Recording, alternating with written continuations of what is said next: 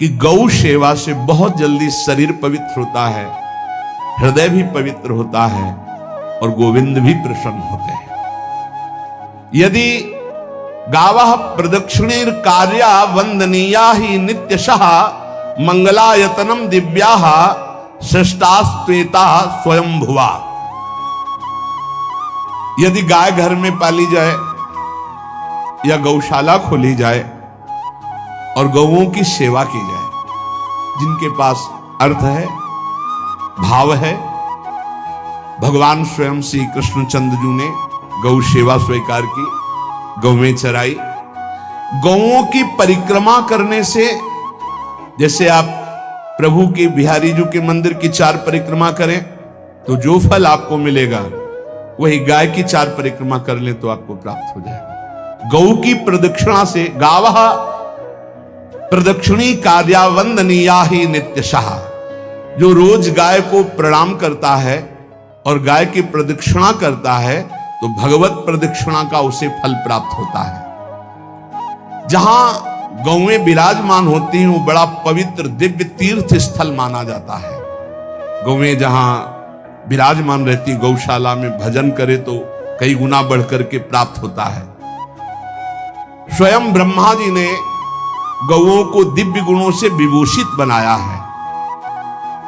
अप्यागाराणि विप्राणाम देवतायतनानि च यद गोमयेन शुद्ध्यंतिम किम ब्रूमो हृदिकम ततः।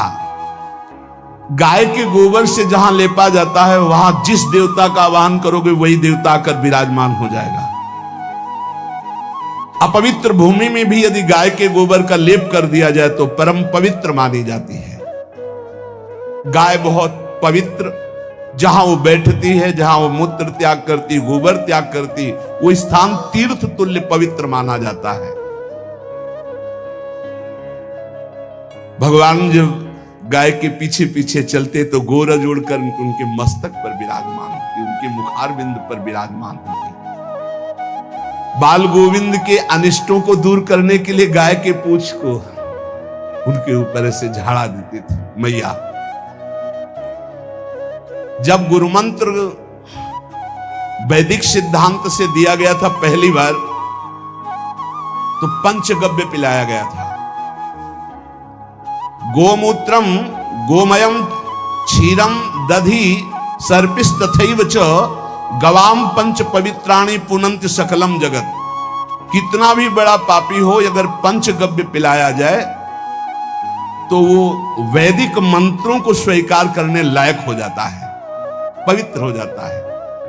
पंचगव्य में 5 चीजें गाय की होती है। गाय का मूत्र, गाय का गोबर, गाय का दूध, गाय का दही और गाय का घी, ये 5 मिलाकर पंचगव्य पिलाया गया था। पहली बार जब वैदिक मंत्र दिया गया था तो पंचगव्य बनवाया था गुरुदेव भगवान ने सन्यास, और वो पिलाया था।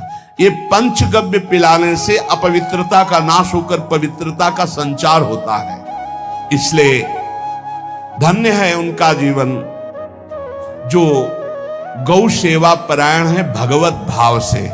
गाय में साक्षात भगवान का भाव रखकर गौ सेवा करते हैं। त्रिषिता गौर गृहे बद्धा गेहे कन्या रजस्वला देवशास्त्र सन्निर्माल्य हंति पुण्यम पुराकृतम। यदि घर में गाय बंधी है और भूखी है और प्यासी है तो तुम्हारे सारे पुण्य नष्ट हो जाएंगे। अगर घर में रजस्वला कन्या बहुत काल तक है और उसका विवाह आप नहीं कर रहे हैं तो आपके सारे सुकृत नष्ट हो जाएंगे। यदि घर में ठाकुर जी विराजमान हो, कर का पहनाया हुआ माला सुबह तुमने देख लिया तो तुम्हारे सारे पुण्य नष्ट हो जाएंगे, क्योंकि शयन कराते समय तुमने उतारा नहीं, अर्थात तुम सेवा में प्रमाद करते हो। तो देवतास्त्र सन्निर्माल्य हंति पुण्यम पुराकृतम। जैसे सुबह श्रृंगार किया तो रात्रि के शयन के समय वो हटा लेने चाहिए माले। जब हम शयन कराते हैं तो भले पुष्प शैया पे शयन कराएं पर माला नहीं धारण करें। श्रृंगार का माला अगर दूसरे दिन दर्शन किए क्यों पहने ठाकुर जी तो तुम्हारे सुकृत नष्ट हो जाएंगे। गाय बंदी हो घर में, प्यासी है और भूखी है, तुम्हारे सुकृत नष्ट हो जाएंगे। त्रिषिता गौर गृहे बद्धा, क्योंकि तुम्हारे पास है, सेवा करना चाहिए। यो वै गाम प्रतिसिद्धेन तो चरंतिम च स्वतरणम नरहा तस्य पूर्वे च पितरः कंपन्ते पतनोन्मुखा। यदि गाय हरी हरी घास चर रही कहीं और तुमने डंडा ऊपर प्रहार किया और लाठी मारी तो तुम्हारे पितर खोपड़ी के बल नरक जाने के लिए तैयार हो गए। ये लिखा है चरंतिम स्वम तृणम नरः तो तस्य पूर्वे च पितरः कंपन्ते पतनोन्मुखा। इसीलिए क्या भारत से कहीं किसी की तुलना हो सकती है जहां गौ को माता की पदवी दी गई, जहां गौ को हम आराध्य देव के रूप में मानते हैं, आराधना करते हैं।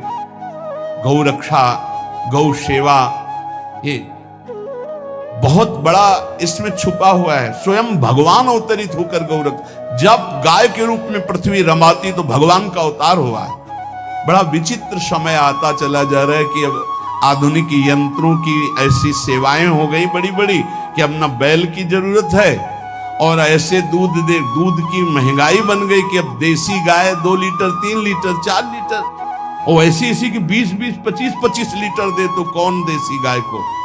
गौओं का सेवा का भावना शास्त्र आज्ञा करता है कि जो प्रतिदिन अग्रग्रासे परोभावा कर्तव्यो भक्ति तोन्वहम अकृत्वा स्वयं आहारम कुर्वम नापनोति दुर्गतिम।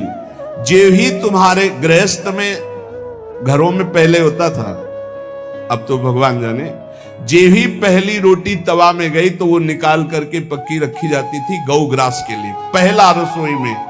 तो इसमें लिखा प्रतिदिन स्वभोजनम, पहले स्वयं भोजन न करके गाय के लिए ग्रास निकालना चाहिए।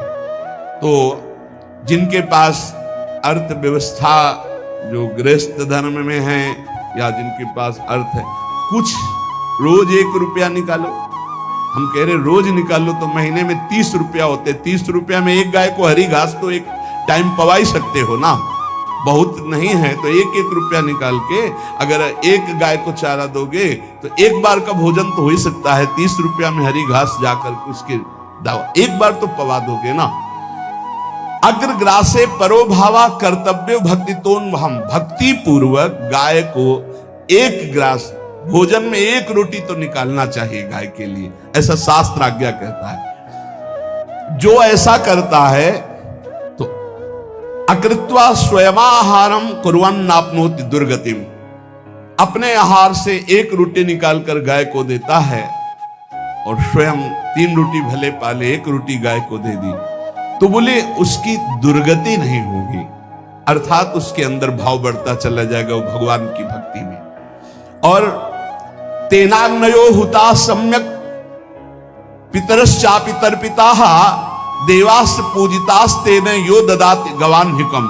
जो प्रतिदिन गौग्रास निकालता है, अर्पित करता है, तो उसको अग्निहोत्र करने का फल मिलता है, उसके पितरों को तृप्ति मिलती है और समस्त देवताओं के पूजन का फल मिल जाता है जो गौग्रास निकालता है। यो वै ताड्यते यष्ट्याधेनुम मर्त्यो विमूढ़धि। जो मूर्ख मनुष्य, जैसे अब गाय दूध नहीं दे रही, मार डंडे डंडे मार रहे हैं, इंजेक्शन लगा रहे हैं, ऐसे वैसे कर रहे हैं, उसको ताड़ना दे रहे हैं। तो बोले जो मूढ़ बुद्धि मूर्ख मनुष्य, यो वै ताड्यते यष्ट्याधेनुम मर्त्यो विमूढ़धि, वो गाय को लाठी से मारता है, डंडे से मारता है, हाथों से मारता है, तो धर्मराजस्य नगरेशा याति करवर्जिताः। धर्मराज जी पहले अपने नरक में ले जा करके उसके कहते थोड़े थोड़े तिल तिल करके पहले इसके हाथ काटो, मरना है नहीं वहां, अब आराम आराम से थोड़े थोड़े पहले हाथ वर्जिताः, इन्हीं हाथों से गाय को मारा था ना, वैसे थोड़ा थोड़ा काटा जाता है उसके हाथ। कर वर्जिता, उसके दोनों हाथ काट करके थोड़े थोड़े। यो वै दंसान वारयति तस्य पूर्वे कृतार्थ काः नृत्यंत सवादिस्मास तरिष्यति भाग्यवान। जो गौ के शरीर को स्नान कराता है, गौ के शरीर को कीट आदि से मच्छर आदि से रक्षा करता है और खूब अच्छा अच्छा पदार्थ गौ, केवल दूध के लोभ से नहीं, ये हम गौ सेवा की बात कर रहे हैं। ये कि नहीं वहां 10 लीटर दूध देती तो हाथ फेरो, जब दूध नहीं देती है तो चारा भी ठीक से नहीं दे रहे और उसके ये स्वार्थी हो, गौ सेवा का बात नहीं। वो दूध का लोभी केवल व्यापार की बात करता है। गौ सेवा का तात्पर्य है गौ सेवा केवल, खूब बछड़े को पिला दिया प्रसाद रूप से जो दूध मिला उसका अपने सेवन की, वो बात तो अलग है। अब बछड़े को तो जरा सा केवल पिन्हाने के लिए कर दिया और खूब सारा दूध लीटर में नाप करके जा रहा है, और उस समय तक तो खवाओ पियाओगे ही खूब अच्छे से। उसके बाद जब दूध देना बंद किया तो उसका आदर सत्कार खत्म, खोल के बाहर ऐसे वो प्लास्टिक खाते घूम रही है, तो ये गौ सेवा नहीं मानी जाएगी, वो स्वार्थ पूर्ति मानी जाएगी। जो सदैव गौ सेवा करता है, उसके डांस मच्छर हटाता है, स्नान कराता है, पीठ में हाथ फेरता है, उसके पूर्वज जो पितर होते हैं वो नाच पड़ते हैं, उनका मंगल होना शुरू हो जाता है कि हमारे वंश में गौ सेवक पैदा हुआ, बड़ा भाग्यवान है और वो गौ के द्वारा हमें तार देगा, ऐसा भाव। गौ सेवा हमारे सनातन धर्म में बहुत बड़ा स्थान गौ सेवा का है। पर एक बात ध्यान रखें, इन सब सेवा का फल है भगवान के चिंतन में निरंतर वृत्ति डूब जाए। हमारी एक एक वृत्ति, एक एक क्षण भगवान के चिंतन में डूब जाए। अगर नहीं तो हम आपको उत्तर दे रहे हैं, क्या महाराज नृग जैसा कोई गौ सेवक हुआ है दानी? भागवत में पढ़ लेना, करोड़ करोड़ गायों को, करोड़ों गौशालाएं थी, एक दो नहीं। इसलिए कह रहे हैं करोड़ों शब्द कि आप उसको कहीं ज्यादा ना समझें। पृथ्वी के कोई भूमि के कण गिन सकता है, बारिश की बूंदे गिन सकता है, लेकिन महाराज नृग की गौएं जितनी दान की गई वो गिनी नहीं जा सकती थी, ऐसा वर्णन आता है। अरबों अर्बुद गौओं की सब स्वर्ण से अभिषिक्त करके ब्राह्मणों को दान करना। इतने बड़े गौ सेवक, इतने बड़े दान करने वाले, एक चूक हो गई, ना दान लेने वाले तपस्वी ब्राह्मण की गाय किसी अन्य ब्राह्मण को दान कर दी, और वो ब्राह्मण ने जब गाय देखी बोली मेरी गाय चुरा ली। बोले महाराज नृग ने दी। महाराज नृग से कहा मेरी गाय है, तो उनका गौशाला में आ गई होगी, आपको 10,000 गौएं देते हैं, आप अपनी गाय। बोले मैं प्रतिग्रह नहीं लेता। जिसने दान लिया था उसने कहा गाय यही लेके जाऊंगा, तो उनका आप गाय छोड़ दीजिए, आपको 10,000 गाय देते। बोले नहीं लूंगा। बस अनजाने के अपराध ने गिरगिट बना दिया था, कुएं का गिरगिट। पर भगवान बड़े कृपालु हैं, गौ सेवक थे, इसलिए गोविंद द्वारिकाधीश जी ने उनका उद्धार किया। सब साधन का फल है अच्युत भावना से युक्त होकर, भगवत भावना से युक्त होकर निरंतर भजन करते हुए सेवा परायण रहो, चराचर जगत की सेवा परायण रहो। भजन करना ही सबसे बड़ा परम धर्म है। हम सब सेवाएं करें जगत की, लेकिन अंदर से राधा राधा राधा, गोविंद गोविंद गोविंद गोविंद, आनंद आ जाएगा। तन से सेवा करो, मन से भगवान के चिंतन, मामनुष्मर युद्धते, भगवान के चिंतन में रहो। सेवा और व्यापार में अंतर होता है। गौ सेवा के बहाने से धन का जो दान लेना है और उसका अपने में प्रयोग करना, मैं पितरों सहित नरक जाना है, लिख लो। गौ सेवा के बहाने से दान लेना और उसका अपने परिवार के सुख में पैसे का प्रयोग कर देना या अपनी वासनाओं की पूर्ति में लगा देना। आया गौ सेवा के लिए और आप प्रयोग कर रहे हैं गाड़ी घोड़ा नाना प्रकार के सांसारिक भोगों में, तो लिख लो पितर सहित तुम्हारे नरक जाएंगे, क्योंकि गौ सेवा के लिए आया है।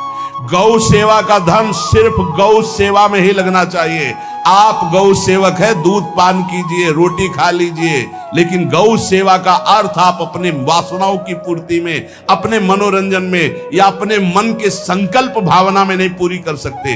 गौ सेवा के लिए ही पूरी कीजिए। गौ के वास का निर्माण, गौ के भोजन की व्यवस्था, वो दूध दे ना दे, वो कैसी भी अवस्था में हो, उसकी सेवा परायणता, उसके लिए सेवक रखना, सेवकों को भी सुख प्रदान करना, लेकिन स्वयं कभी गौ के सेवा के लिए आए हुए धन का स्वयं के लिए भोग न करना और निरंतर भजन में रखना, उसे परम पद की प्राप्ति हो जाएगी। इसलिए हमारे सनातन धर्म में गौ सेवा का विशेष महत्व है और इस महत्व को सबको स्वीकार करना चाहिए। यदि आप गौ पालन स्वयं नहीं कर सकते तो 4 लोग मिलकर के, क्योंकि आज जो गायों की व्यवस्था वो बड़ी दयनीय हो रही है। दयनीय इसलिए हो रही कि दूध की अधिक ताकि चाह रखने वाले भैंस रखते हैं या विदेशी गाय रखते हैं। अपनी भारतीय जो देसी गाय है वो उतना अधिक नहीं देती कि 40 लीटर 30 लीटर 25 लीटर, बहुत अधिक देगी तो 5 और 8 लीटर। देसी शुद्ध गाय अपनी जो है वो 8-10 लीटर, बहुत जब व्यवस्था हो। नहीं तो अपने गांव में तो देखा है 2-2.5-3 लीटर से ज्यादा नहीं देंगे, 1.5 लीटर इधर 1.5 लीटर उधर, या बहुत हुआ तो 2 लीटर 2 लीटर। पर वो स्वर्णिम दूध होता है। जो दूध की चाह रखने वाले जन थे अब वो गायों को नहीं रखते, देसी गायों को कोई बिरला ही रखता है। अब पहले बैलों की जरूरत होती थी, गाय बछड़ा दिया तो आनंद होता था कि किसानी के काम में। अब तो ट्रैक्टर है तो बैलों की जरूरत नहीं। अधिक दूध के लिए अरे अब तो पशुओं की जरूरत नहीं, केमिकल से दूध बन रहे हैं, टैंकर के टैंकर। तो फिर हमारी जो गायें हैं उनकी बड़ी दुर्दशा हो रही। तो हमें चाहिए कि जो गृहस्थ जन हैं, धनी मानी जन हैं, या जिनके पास शरीर व्यवस्था, बौद्धिक स्तर, सेवा परायण, अर्थव्यवस्था, वो थोड़ा 4 गाय की व्यवस्था करके उनकी सेवा करें, क्योंकि हमारे सनातन धर्म का स्वरूप है। जहां मां पदवी दी गई है गांव को, गौ माता कहा गया है। गौ में समस्त देवता विराजमान है। गौ का बहुत बड़ा महत्व वर्णन किया गया धर्म शास्त्रों में। यहां तक कि जब कोई ऋषि नाराज होता था तो आगे गाय करके जाया जाता था तो क्षमा हो जाती थी। गाय को देखते ही वो क्षमा कर देते थे। बहुत महिमा वर्णन की गई है गौ की। इसलिए जिसको भी अगर नहीं अर्थव्यवस्था है तो एक रोटी तो निकाल सकते हो ना। तुम्हारी रसोई में रोटी बने तो पहली रोटी निकाल लो, और आसपास जहां गाय बंधी हो तो उसको दे आओ जाकर, तो कम से कम धर्म का पालन हो जाएगा, गौ सेवा बन जाएगी। तो गौ सेवा, चराचर जगत की सेवा, भगवत सेवा, सबका फल है। फिर प्रारंभ में आ जाइए स्मृति। योगी हो तो चित्त की वृत्ति का निरोध करके परमात्माकार, ज्ञानी है तो चित्त वृत्ति का लय करके स्वरूप स्थित, भक्त है तो एक एक वृत्ति सावई मनः कृष्ण पदार विंदयो। भगवान के चरण में, भगवान के नाम में, भगवान के रूप में, भगवान की लीलाओं में स्मृति अगर नहीं तो सब साधन अधूरा, और स्मृति तो हर साधन पूरा। इसलिए एक बार कमर कस लो, चाहे जगत की सेवा करो, चाहे जिस कार्य में लगे हो, तुम्हारी स्मृति प्रभु में लगी हो। स्मृति के बिना हम जीवन का कोई महत्व नहीं समझते। स्मृति विहीन जीवन सब व्यर्थ। इसीलिए उन परमहंसों के चरणों में स्वयं भगवान चरण रज लेने के लिए पीछे डोलते हैं, जो निरपेक्षम मुनिम शांतम निर्वैरम समदर्शनम अनुब्रजाम्यहम नित्यम पुयत्यंगुरेण भी। ना कोई प्रतिज्ञा, ना कोई चाह, ना कोई इच्छा, निरंतर भगवदाकार वृत्ति, निरपेक्षम मननशील, द्वंद्व विमुक्ता, जो शांत है, जो किसी से वैर नहीं रखते, भगवदाकार वृत्ति, उसी मार्ग के आप पथिक है। सर्वतो भावेन, अपने मन को समेट लो धर्म और कर्म दोनों से, और साब त्यज लोक धर्मान, और परम धर्म का सेवन करते हुए समस्त चराचर जगत को भगवत स्वरूप में रखते हुए इसी जन्म में परम पद को प्राप्त हो जाओ। सत्संग का सार हमारा शरीर है, इससे सेवाएं बने। हमारा मन है, इससे चिंतन बने। हमारी वाणी है, इससे लीला गुण का गायन करें। और हम स्वयं परमात्मा अंश हैं, परमात्मा स्वरूप है, ऐसी ठसक बनी रहे, जीवन मुक्त ही हो। स्वार्थ को लेकर किया गया धर्म रंग नहीं लाता। निष्काम किया हुआ छोटा सा भी धर्म परमार्थ की ऊंचाई पर चढ़ा देगा। ध्यान रखना, परमार्थ की ऊंचाई पर चढ़ा देगा। इसलिए निष्कामता सब सोहित, निष्कामति। श्री वृंदावन विश्राम श्री राधा वल्लभ लाल को हृदय ध्यान मुख नाम।